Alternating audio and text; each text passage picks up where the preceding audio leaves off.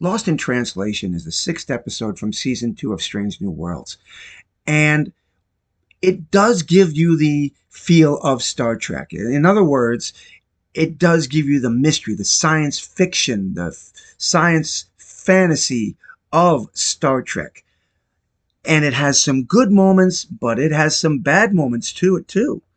How's it going out there, everyone? I want to talk to you today, of course, about Lost in Translation and some of the good points to it and some of the bad as well. And I have to be honest with you, I am struggling with this series. I really am. At the beginning, when the trailers dropped for the second season, I was really excited for it. But as this season has gone on, I am starting to really struggle with whether I like this show or not. But that's a topic for a different time. I want to get into this episode. And before I do, for all of you who have subscribed, thank you so much. It really, really is appreciated. I absolutely love all the support I'm getting out there. And if you have not considered subscribing to the channel, I really wish you would. It's greatly appreciated also. And if you like the video, please click that like button. But now let's get into this video. The Enterprise has been sent to the edge of explored space to a nebula, a stellar nursery really, filled with the beginnings of stars. And it's also got deuterium in it, a fuel that is used for the Enterprise and starships. So they've decided to put a refinery out there. Starfleet has anyway. And it was supposed to be operational 2 months ago, but it's been plagued with problems. And the Enterprise has been sent out there to investigate it, along with the Farragut as well. Uhura receives a transmission from the refinery informing them that they're ready to receive the Enterprise's engineering details. So Pike gives the order to send the crews over. But here comes one of the problems that I have with this episode right here. Again, number one, she irritates the living heck out of me. She comes on a bridge all smug and happy. I heard somebody got promoted to fleet captain. Yes, Pike did get promoted to fleet captain, but as he would state, it's only for this mission. He's in charge of the station, the refinery, the Enterprise, and the Farragut, which is there to assist. But she comes off all smug and happy. And then as Pike starts in with his speech about how this could be the beginnings of great exploration for Starfleet and the crew, she starts off with, "Oh, I am so glad that I didn't miss the speech." She can be so obnoxious. See, the problem that I have with this scene is the fact that this is supposed to be a military ship. And there is a chain of command and proper structure. And she comes on the bridge mocking him and what he does. It kind of belittles him in front of the rest of the crew. Although I know they're all smiling and happy about it, I still think a little chain of command discipline is not a bad thing. Spock makes reference to the fact that the nebula's location, the Gorn space, is at the possible reason for the buildup of the refinery. And Pike goes, yeah, that's possibly a very good reason because they've been growing in fleet size and in numbers in recent months. They decided that at this time would be a perfect opportunity to collect some fuel, deuterium, for the engines. But at that moment, Uhura starts hearing a signal, or rather a screeching sound, that she believed is a signal from some unknown transmission being sent to the ship. She informs Pike and the bridge crew about it, and Pike asks him to put it on the speaker. Nothing comes out. She goes back to the transmission logs, can't find anything, and she starts getting very agitated at the fact that the signal was there. Okay, so the next scene we find Uhura in one of the nacelles recalibrating the communication array. Interesting place to put the communication array inside one of the nacelles, but when the engineer chief, Pelia, comes along, her exact words are, "What the hell are you doing in my nacelle?" She explains to Pelia that the communications array was being recalibrated by her and that she was trained by the former engineer, Hammer, on how to do this. As I said before, some of the characters in this episode, the way they handle themselves is probably not the best in the world. Like Peller, she seems to be so needy and obnoxious at the same time.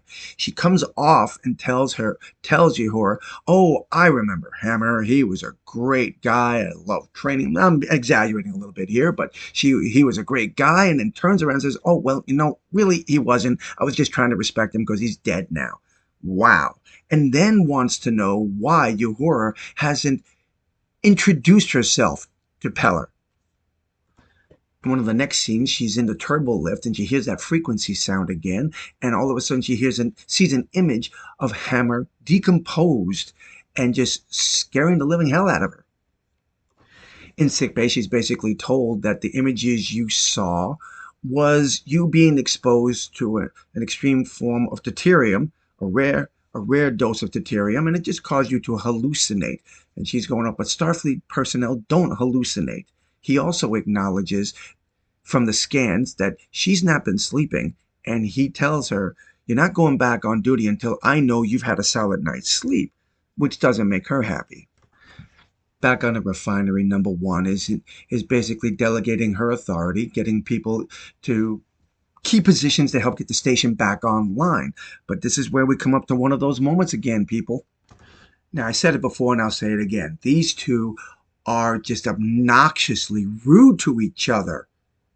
My God, it's not a military operation we have going here. It's not even Starfleet. It's more like two women having a cat fight. First Officer number one here decides that whatever issues are going on inside the station, they'll figure it out as they go along.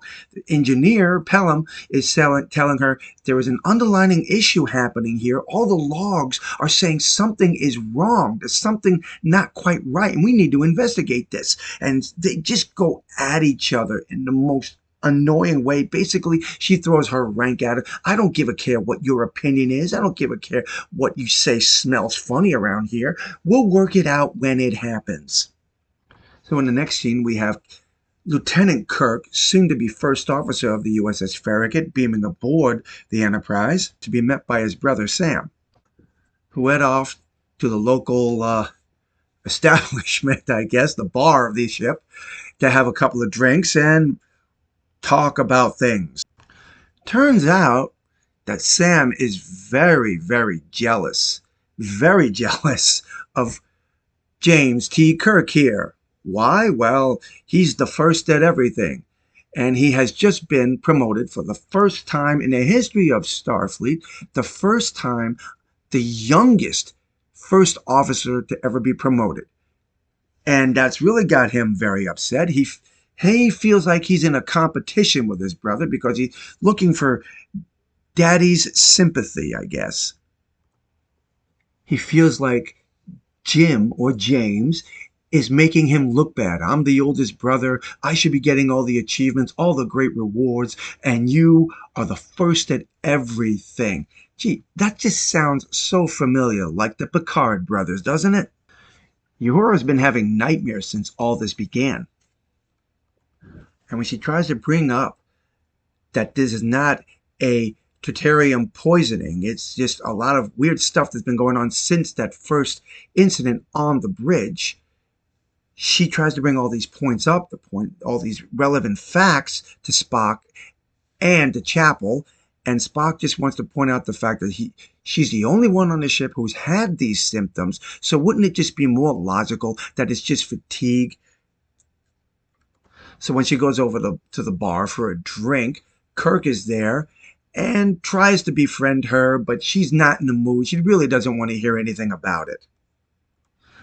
She walks down a corridor and finds a whole mess of dead bodies, and then she starts having a fight with herself.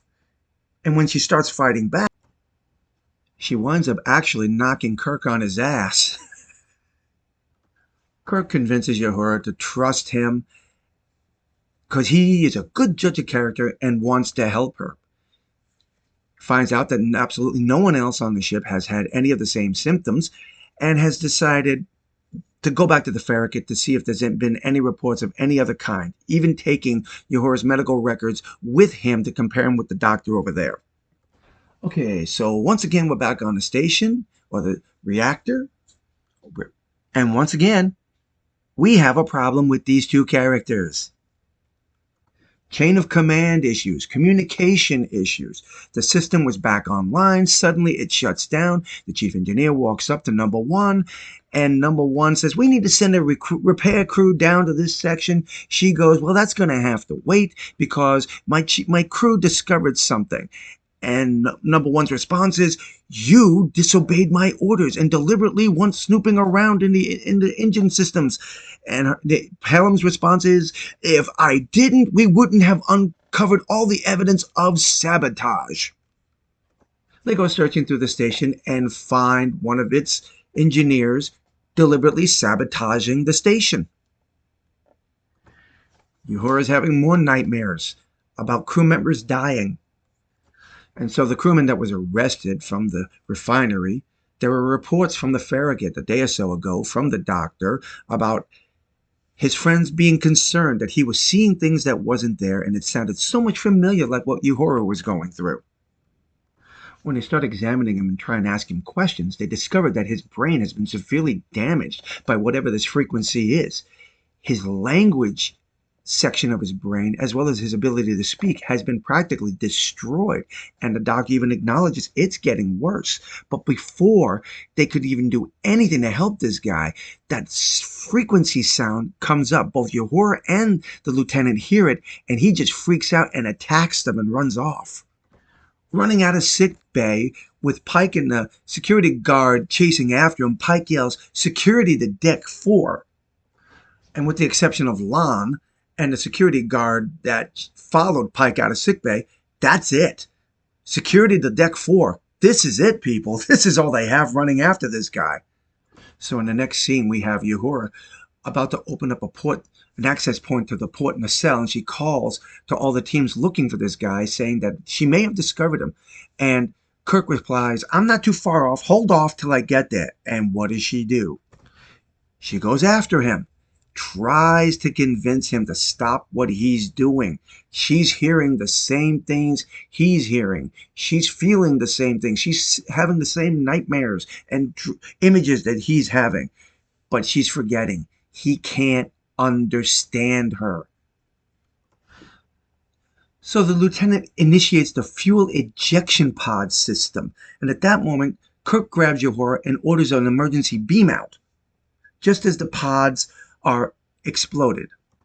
Maybe I don't understand the definition of fuel ejection, but to me that's supposed to mean that they are dumping the fuel pods, dumping it. It's ejecting from the ship, and yet in this case, it explodes? And once again, we're back to these two. With the station systems basically coming back online, Pelia wants to know, what is number one's problem? Why do you not like me so much? The woman has a need to be liked by everybody for some reason. It really bothers her. You're sloppy. You're loose with discipline. You don't follow orders unless it suits you, and you've got crumbs all over your shirt. What? And Pelham's response is, "You hide behind authority and discipline.